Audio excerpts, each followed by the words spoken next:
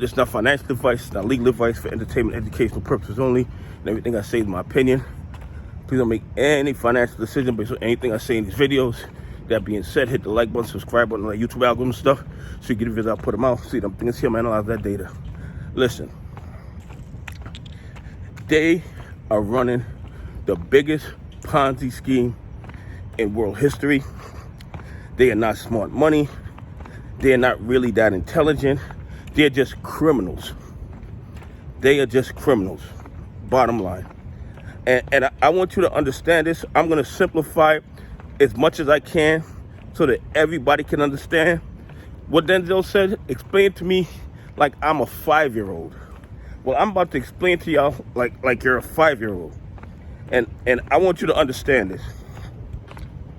Between Citadel, Citicorp, Bank of America, and all these other institutions, they have over $2 trillion of shares sold but not bought. I mean, this has to be the biggest Ponzi scheme in the history of the world. So they sold over $2 trillion worth of stock into the market, sold it to us, to idiots, who they call dumb money, who they have no respect for. They sold us over $2 trillion worth of shares that they never even purchased yet.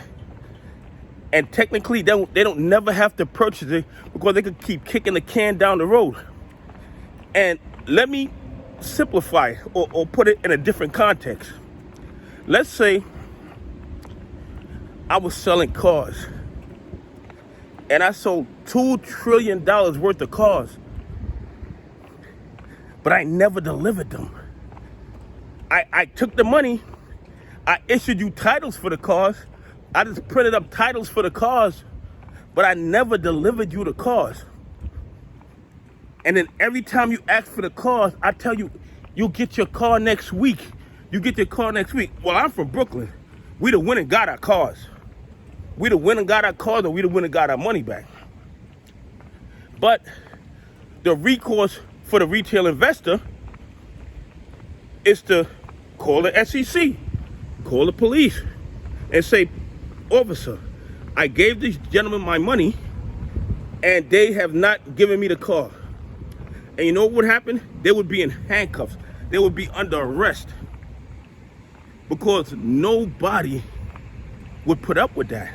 That is illegal, to sell somebody something you don't own. And the only industry where they can sell $2.2 trillion of something they don't own and never deliver it and keep kicking the can down the road, keep giving you these fare to the livers, is in the securities industry. No other industry would this be allowed. So now you receive the title for the car, you've never received your car, and you go to the police, and the police won't help you. We get our shares, we complain to the SEC, but the SEC doesn't help us. So what do most retail investors do? The title for the car or the title for the shares is sitting in our account. And you know what we end up doing? We end up helping them kick the can down the road.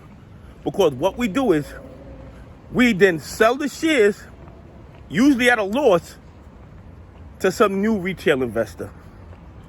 And then they want their shares. And then eventually they get tired. And then they sell it to another retail investor. So these bad actors can have these failure to the livers that they never, ever have to cover. You know why? Because the SEC, the supposed police of the securities industry, does not force them to turn over the shares. Does not force them to really deliver the shares. Just like the police would have forced them to deliver the cars or go to jail, these guys never deliver the shares. They never deliver the shares. And then we just sell it to another retail investor, and it keeps on and on and on and on like a cycle. Okay? These guys are running the biggest Ponzi scheme in the world. If you were able to sell over $2 trillion worth of property you didn't own, I mean, you'd be a billionaire also and never have to deliver it. And that's what the SEC allows. The SEC allows them to run a Ponzi scheme on the American public, not just the Americans, they do it to international investors also. And that is why the international investors have lost confidence in our stock market. And I personally believe it's a threat to our national security, but that's for another video. The bottom line is this: they run the biggest Ponzi scheme in the world. The SEC allows them to do it. And until this stuff is broken down and rebuilt, they're going to continue to rob retail investors. But I believe their liquidity when it comes to AMC is drying up, and they'll be forced to sell their longs, and they'll be forced to cover their short positions, and AMC and GME should go to the moon. Anyway, please leave some comments and tell me what you think about these bad actors able to just keep kicking the can down the road with the FTDs, never having to actually deliver the cars, never ever having to actually deliver the shares, and just talking about their smart money, when in fact, they're just criminals. Anyway, have a great day. God bless, and I appreciate y'all on this journey with me.